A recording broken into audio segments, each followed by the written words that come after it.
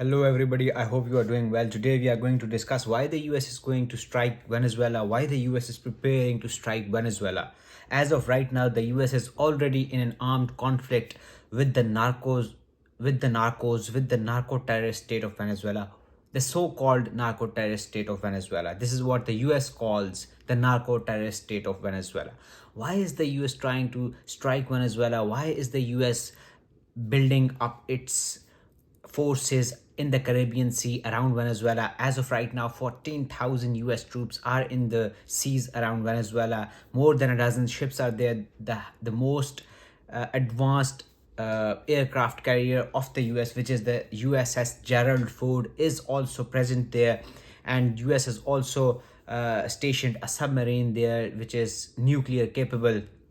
So all of these things are happening in real time, and we are seeing that the Donald Trump administration has already told all the airlines and the pirates and the drug traffickers and the cartels that the airspace over Venezuela is closed for everybody. So this closure of airspace shows that that tensions have increased to a large extent, that the US is preparing to strike Venezuela in real time. But why? What are the official reasons that the US is preparing to strike Venezuela? So the first and the most important reason, the official reason, is that the US wants to combat narco terrorism, what it calls the narco terrorism. On November 24, 2025, the US officially designated the Cartel de los Celos, which is the Cartel of the Suns, as a foreign terrorist organization.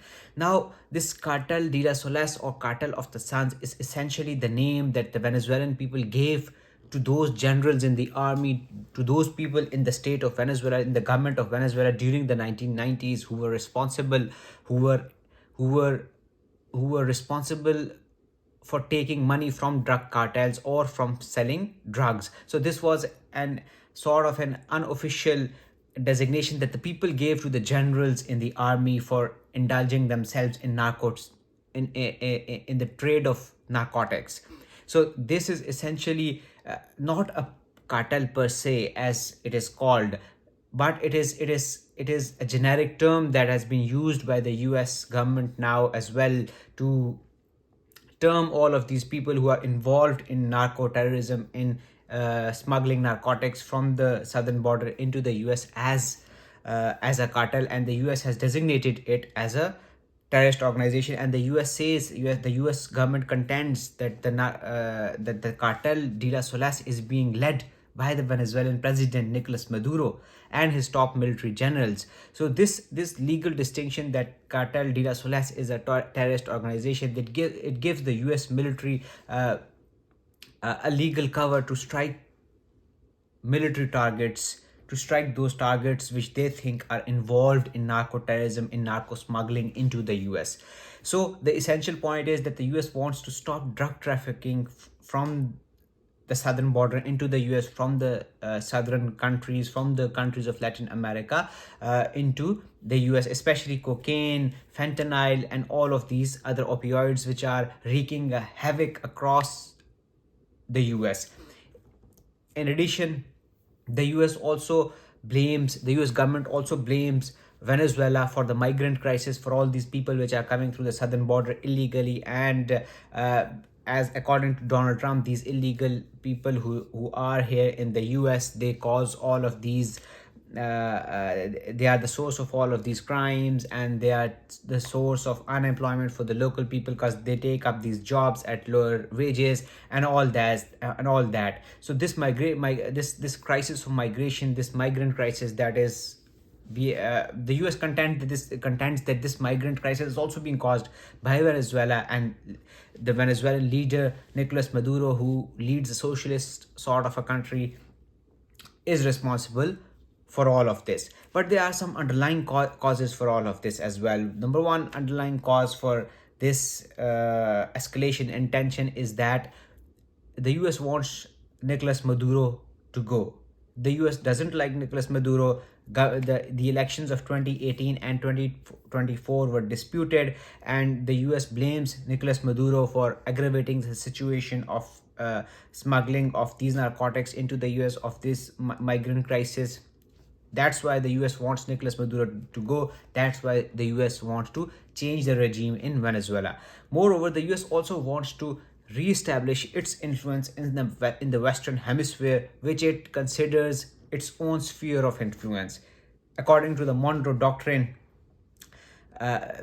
this is essentially a revitalization of the Monroe Doctrine, that this is US's sphere of influence, and everything in this region, in this hemisphere, the Western Hemisphere, is going to happen according to the wills and whims and wishes of the United States government. And Russia, China, and Iran, all of these countries which are adversaries of the US, are not going to have anything to do with the countries which are in the Western Hemisphere. For example, if Venezuela is going to sell oil to Iran, or sorry, to China, this is essentially against the interests of the United States. So the United States wouldn't want Venezuela to have anything to do with Iran, Russia, or China, in the same way that it didn't want Cuba to have anything with Russia to do with Russia back in the day. So the US wants to reestablish its influence in the region as well.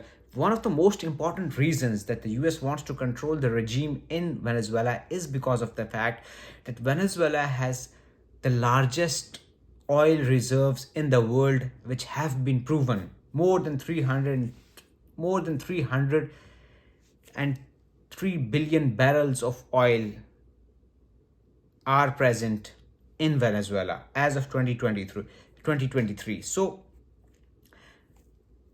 and the US is also a huge economy which depends on oil, which needs oil. So these oil reserves which Venezuela has, they make Venezuela a very a very prime piece of real estate, a very prime piece of land that must be under the control of the US if it wants to have energy security in case global energy markets are disrupted due to some reason, in case Suez Canal is shut down, in case Persian Gulf is shut down, the Strait of Hormuz is shut down. In that case, the US would definitely want to have all of these oil reserves, access to all of these energy resources intact. Why? Because if push comes to a shove, if the US enters into a war with China or Russia, then the US would definitely want to have all of these energy resources available to itself. And having the largest oil reserves in the world, Venezuela becomes a prime target for those who would want to have or control the most what should I call, valuable real estate in the world. So in that sense, these energy resources make Venezuela a target for all of these oil giants, for all of these, like the geopolitics then starts to revolve around Venezuela. And we have seen that it has been revolving around Venezuela for a long time, especially in the Western Hemisphere. Then also after 1999, when Hugo Chavez took over Venezuela as its president, he initiated all of these reforms in which he wanted to establish a socialist government where social safety was provided to the people. And all of these reforms, although he couldn't sustain those reforms, although the revenues from oil dropped and all that, he couldn't succeed in his agenda. But having a socialist government does not sit well with the establishment of the US, the military and civilian and the intellectual establishment and the political establishment of the US, because the US traditionally has a capitalistic mindset.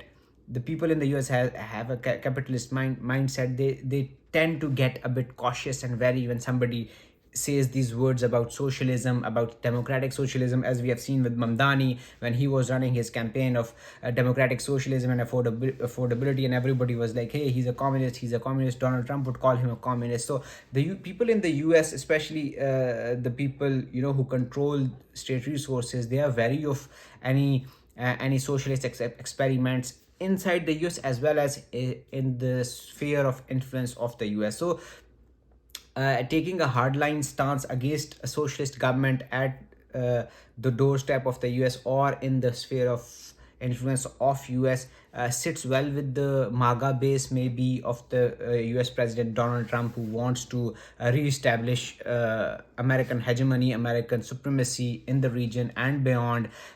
So there are multiple reasons that the US would want to go to war with Venezuela, and to would want to Venezuela to kneel before the US government, which Nicolas Maduro is not doing as far as the situation has developed so far. But according to New York Times, there was a call between the US President Donald Trump and Nicolas Maduro this last week, and maybe this is the maximum pressure campaign by the US President to bring Maduro to heel. He wants him to kneel before him, so that maybe they can strike a deal on the Venezuelan oil reserves, on the migrant crisis, on the fentanyl crisis, on the narcotics crisis, on this crisis of